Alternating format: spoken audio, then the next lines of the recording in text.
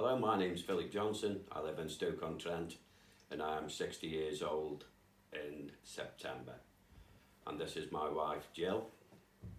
And we've been married 40 years next year coming up. And we have 2 children, 3 grandchildren, 2 step-grandchildren, and they're all wonderful. Philip had a stroke in 2013, which he recovered from quite well after a few months, and then he had another one in July, and that was when everybody was brought up. We didn't see anybody when he had the first stroke, sort of slipped through the net and we didn't have any help apart from family. And then in July when he had one, the Stroke Association got on board, and they introduced us to the vascular and wellbeing team, and that's when we got linked up with it was Liz at first, wasn't it? Liz Kay, we came on board, and we still used to go and see her, and then Dave Bloor, he came out to us, and that's how we've got to where we are really. People looking outside, they think nothing's wrong with me because I haven't got my leg in plaster, or I haven't got my arm in plaster, or I haven't got stitches. Yeah. I'm not getting into detail, but how can I explain it? I had a disagreement with somebody not long ago. Actually in our street, I'm not naming names, and I'd collapsed twice and they said there was nothing wrong with myself. Says the reason he kept falling over, because I consumed too much alcohol. They thought I was drunk. He'd had a TIA. And slurring.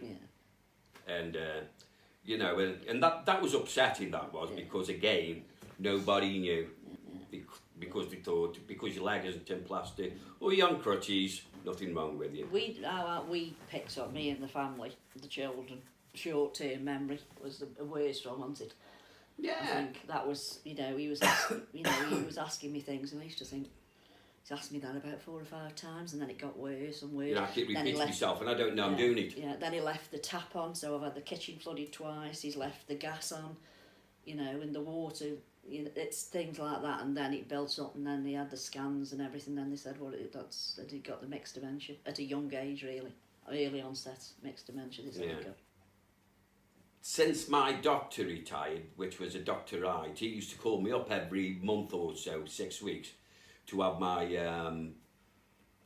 blood pressure checked and everything. But whereas now, since he's left, he went on a vacation, touring. I don't know if he will ever come back. But now it seems though I've got no follow-up or anything with my own GP. Diagnosed in 2013, weren't you, in January, the Harplands told us that he got mixed dementia at 57, he was then. But we've had, the GP then was brilliant, but since then we've had nothing. We don't, unless you actually go and make an appointment to see your GP, they don't follow anything up really. Yeah. Speech and language have been good, they've been speech and language. Because he's had a lot of problems with swallowing, so he's on thickness with drinks and things, and they've been a good contact. Yeah, they've been good, yeah. I say it just seemed as if everybody. I know it's hard, and it's getting the balance right. I think of what you need, and at different times you need things, isn't it? But it seems if everybody's there, and then all of a sudden, apart from your family, everybody's got. If you've got a problem, it just seems as though Dave just shoulders everybody's problem. Yeah. And sometimes he's a saint because all the problems seem to go to Dave. There's no other person you can actually, go to talk about it. And just recently as well, I've been diagnosed with sleep apnea. Yeah. So, whereas now I've got to wear like this machine at night and everything. And I was diagnosed with that earlier on this year, was it? Yeah, really this year. But, and that's the only places where I get seen is with my sleep apnea. And apart from that, it's just those and Dave. He used to do home visits. He used to do home visits, and he used to say to me, what about coming walking football, Phil? And he'd say, no. I'd make excuses because I have got bad knees. I've had quite a few operations on my knees, and I used to make excuses by saying, no, I'll have to ask my doctor, because I don't think he'll let me play. And Dave says, well, why don't you just go ask your doctor? And when my doctor's open, he'd say, no, you don't go. And I saw my doctor, and I said, my carers asked me if I wanted to go walking football. Do you think it's the right thing? he says, by all means, you know, I've met new people playing football, which at first I was against. I didn't want to go out. I didn't want to meet people. No, I was okay in my own house because I felt more safer. But Dave says, you must come along. You used to play football. You like football. You will go out and you'll meet people with the same diseases as such. And it's the best thing since sliced bread. And now we have a mix of men, women, men who are in their 70s, men who have had strokes who can hardly walk and carry their arms.